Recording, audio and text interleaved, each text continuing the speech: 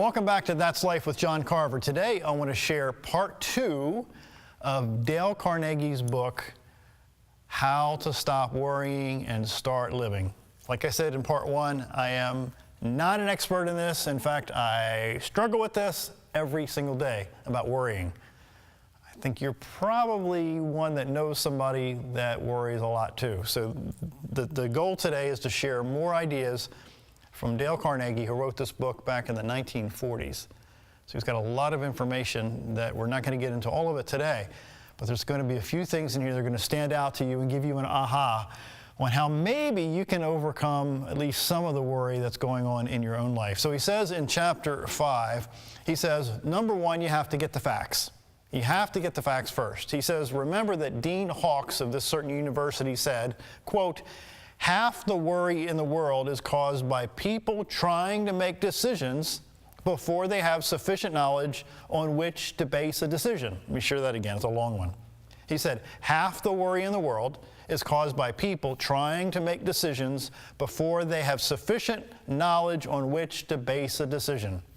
Hence why he said in the beginning, get all the facts. Our worry, your worry and my worry, tends to be magnified because we don't have all the facts in a given situation. So then what happens is then we start imagining the worst that can happen. So when we start imagining what the worst thing that can happen, then our imagination goes crazy. It starts getting us kind of wacky, and then we start imagining really bad things, and then we're going to not take steps forward to do great things. He says also in number 2, he says that you need to carefully weigh all the facts and then come to a decision.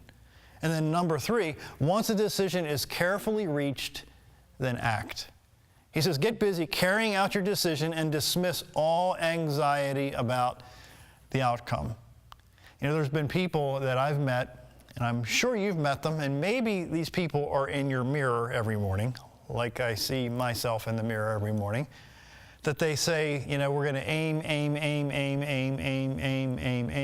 and never shoot, because they're afraid to pull the trigger and do things that they haven't done before that are a little bit intimidating. He says, now, rule 4 is when you or any of your associates are tempted to worry about a problem, write out and answer the following questions, Dale Carnegie says. He says, what is the problem? Number 1. Number 2, what is the cause of the problem? What are all the possible solutions to the problem? And what is the best solution?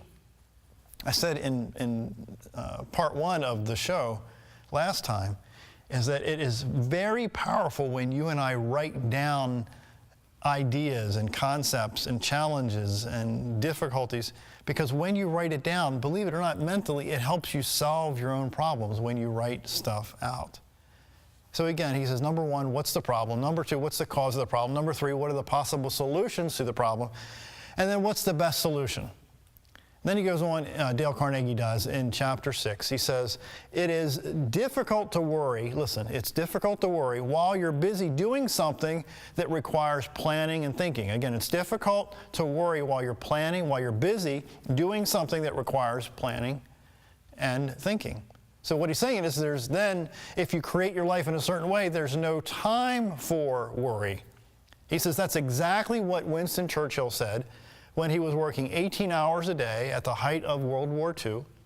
When he was asked if he worried about his tremendous responsibilities, he says, I'm too busy. I have no time for worry. Now, if you stop and think about that in your life and my life, when you and I get so busy that we have no time for worry, that kind of opens up a situation here, because when you and I aren't busy, then it creates time, it creates opportunity, and it creates the worrywart mindset that gets us to think about the bad things that could happen when if we're so busy doing stuff, we literally don't have time to worry about much of anything.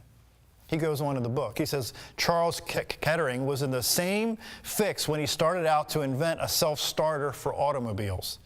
Mr. Kettering was, until his recent retirement, vice president of GM in charge of this famous General Motors Research Corporation. He says, but in those days, he was so poor that he had to use a hayloft in a barn as a laboratory. So to buy groceries, he had $15 that his wife had made by teaching people how to play piano, and later he borrowed $500 on his life insurance. And I asked his wife if she wasn't worried at a time like this. She says, yes. I was so worried I couldn't sleep. But Mr. Kettering wasn't. He was too absorbed in his work to worry. Again, he was too absorbed in his work to worry.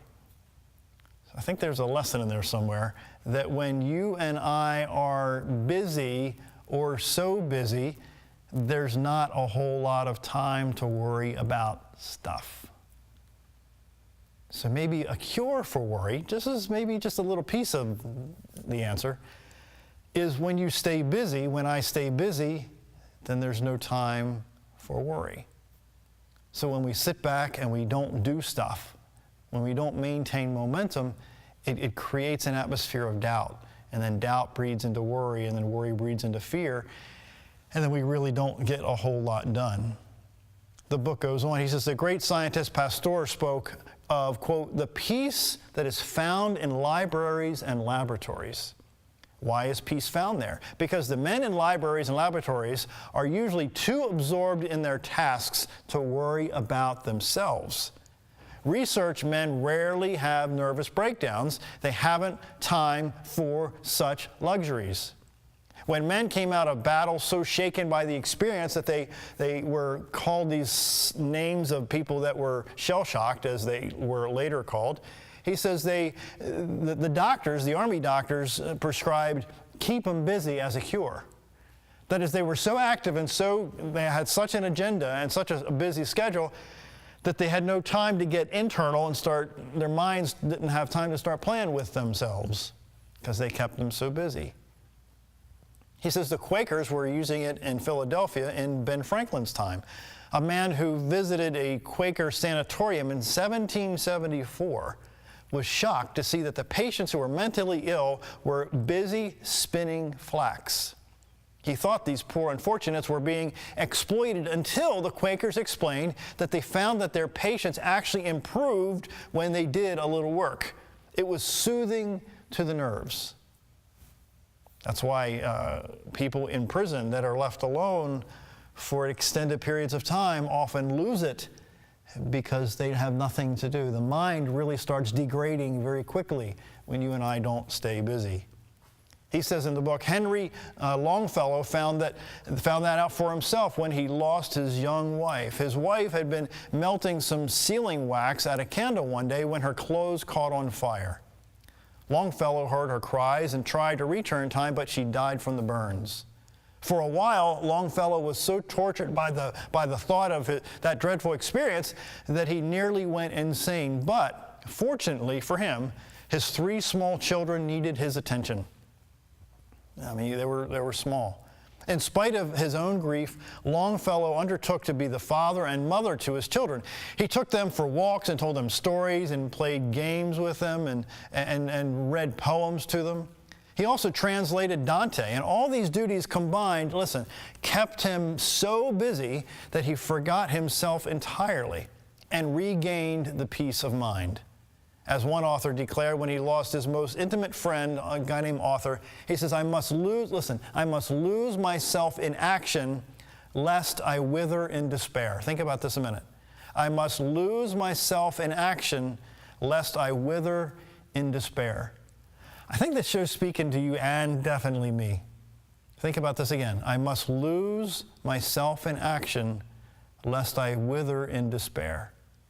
So if you're going through a difficult time of discouragement or despair, think about these tips about staying busy. When you focus on other people that may be going through some really hard times, that maybe you don't understand the depths of their difficulties, but if you stay focused on helping other people, guess what's going to happen? You're going to find that you're not going to have a lot of time, if any time at all, to focus on your own troubles and your own discouragements. James Marcel, professor of education at Teachers College in Columbia, we're talking a long time ago, puts it very well when he says, quote, worry is most apt to ride you ragged, not when you're in action, but when the day's work is done.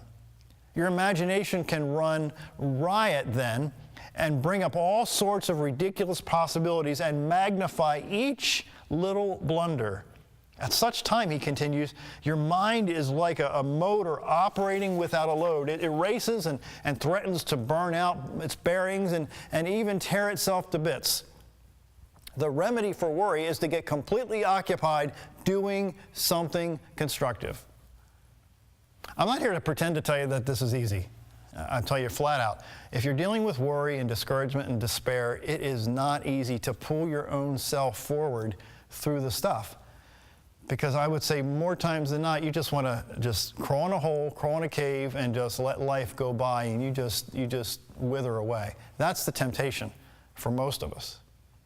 Admiral Byrd said he discovered the same truth when he lived all alone for 5 months in a shack that was literally buried in the great glacial ice cap that covers the South Pole.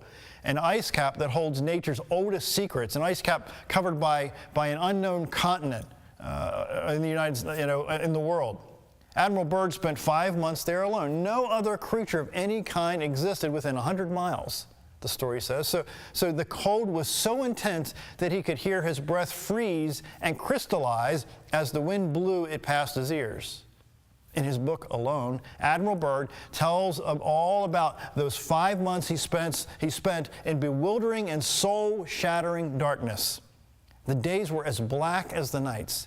He had to keep busy to preserve his sanity. Again, he had to keep busy to preserve his sanity. At night, he says, before blowing out the lantern, I formed the habit of blocking out tomorrow's work. It was a case of assigning myself an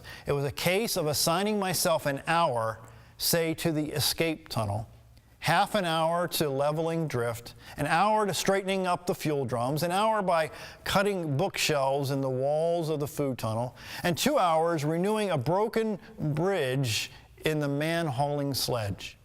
It was wonderful, he says, to be able to dole out time in this way. It brought me an extraordinary sense of command over myself. And he adds, quote, without that, or an equivalent, the days would have been without purpose, and without purpose they would have ended as such days always end, in disintegration.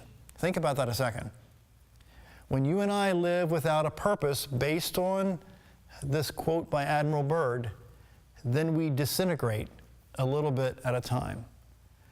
So wouldn't it be wise for you and I to, even if we have to manufacture a purpose, maybe we have to design a purpose until we literally find a purpose that is solid enough to build our lives upon. There's so many people that you know and I know that are going through so much despair and discouragement and worry when they don't know some of these secrets in order to get through the despair and the discouragement and the worry. That's why I'll say it, and I've said it hundreds of times to so many people, that there are books you can get, like Dale Carnegie's book, How to Stop Worrying and Start Living, for a little bit of money, less than $20. And the information in it, if you read it, is life-changing. What's $20 that can change your life forever? I tell you, there's a lot of good stuff in books.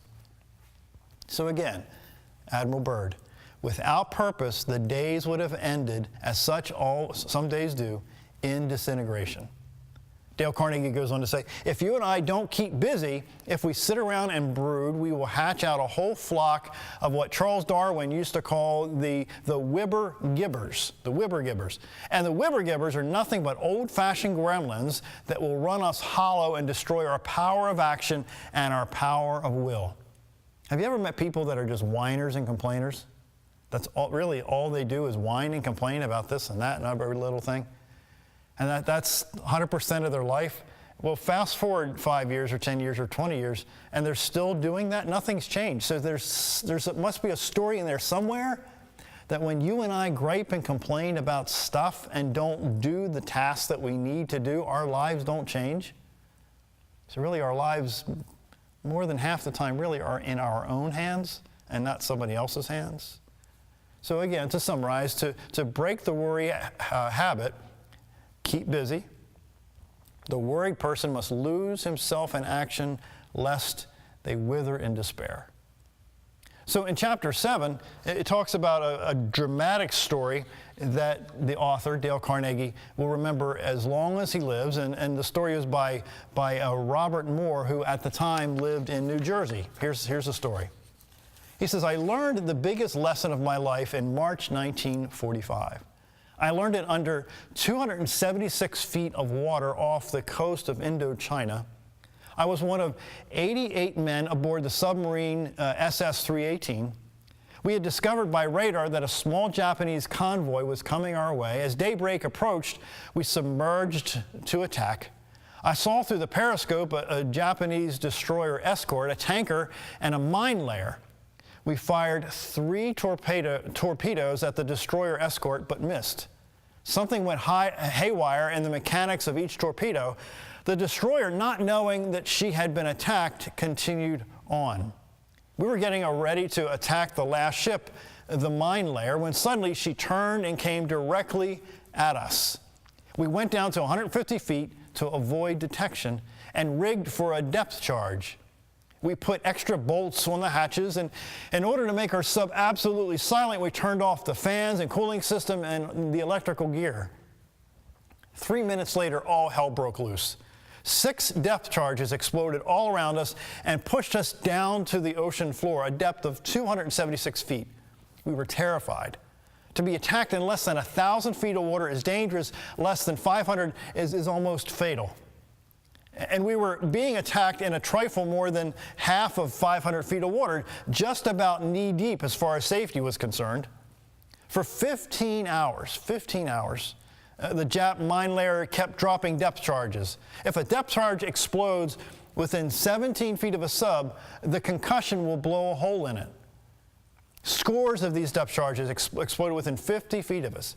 We were ordered to lie quietly in our bunks and remain calm. I was so terrified, he says. I could hardly breathe. This is death. I kept saying to myself over and over, this is death, this is death. With the fans and cooling system turned off, the air inside the sub was over 100 degrees. But I was so chilled with fear that I put on a sweater and a fur-lined jacket, and still I trembled with cold. My teeth chattered, then ceased suddenly. Apparently, the Jap mine layer had exhausted its supply of depth charges and steamed away. I still remembered. It was just sudden. Apparently, this guy just walked away. Just rode away. I'd never been worried for so long, for so many years.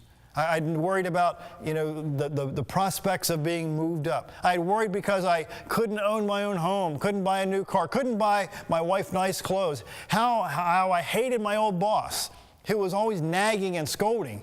I remember how I would come home with a night sore and a grouchy quarrel with my wife over small things. I had worried about the scar on my forehead, a nasty cut from an auto accident. How big all these worries seemed to be years ago, he said, but how absurd they seemed when depth charges were threatening to blow me to kingdom come. He says, I promised myself then and there that if I ever saw the sun and stars again, I would never, never, never worry again. Never, never, never. Disraeli said, life is too short to be little. Life is too short to be little. On the slope of Long's Peak in Colorado lies the ruin of 3 gigantic trees. Naturalists tell us that it stood for some 400 years. It was a seedling when Columbus landed at San Salvador and half grown when the Pilgrims settled at Plymouth. During the course of its long life, it was struck by lightning 14 times, and the insurmountable avalanches and storms over 4 centuries thundered past it, Dale Carnegie writes. It survived them all. In the end, however, an army of beetles attacked the tree and leveled it to the ground. The insects ate their way through the bark and gradually destroyed the inner strength. It was these little tiny insects A forest giant with age had not withered, nor lightning blasted, nor storm subdued it, fell at last before beetles so small that a man could crush them between his forefinger and thumb. He says, aren't we like that battling giant in the forest? Don't we manage somehow to survive the rare storms and avalanches and lightning blasts that we only to let our hearts be eaten by little beetles of worry, little beetles that could be crushed between a finger and a thumb? I think I'm not the only one that deals with worry here. I think you might know somebody that deals with worry just like I do. So to break the worry habit in this section of Dale Carnegie's book, How to Stop Worrying and Start Living, he says, let's not allow ourselves to be upset by small things we should despise and forget. Remember, life is too short to be little. He goes on in the book in chapter 8. General George Crook, probably the greatest Indian fighter in American history, says in his autobiography, nearly all the worries and unhappiness of the Indians came from their imagination and not from reality. Let's examine the record. Let's ask ourselves, what are the chances, according to the law of averages, that this event I'm worrying about will ever happen? Think about that. How many times haven't you and I worried about stuff? We got to the event or situation that we were worried about, and what we were worried about was not even in the picture at all. But we manufactured it, we imagined it, we created it in our own mind. I've done it, I can't tell you how many times. I bet you have too, more than once.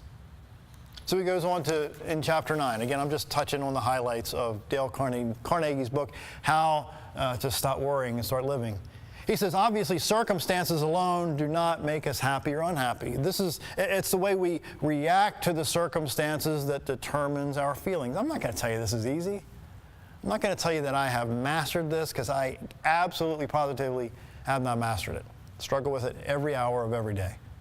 But some of the stuff in this book, I'm hoping is going to help you and I to maybe reframe what we're dealing with and how we're looking at it. Not all of it, but some things that maybe we can mold and shape and redefine and reframe to get through some of the most difficult times in our lives.